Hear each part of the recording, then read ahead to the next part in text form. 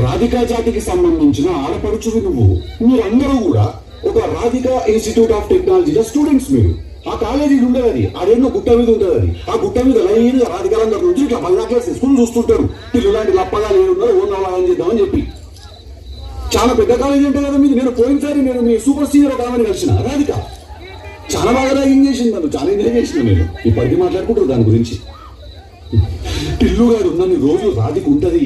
ఒక లైలా మజ్ను, ఒక Romeo Juliet, ఒక టిల్లు రాధిక.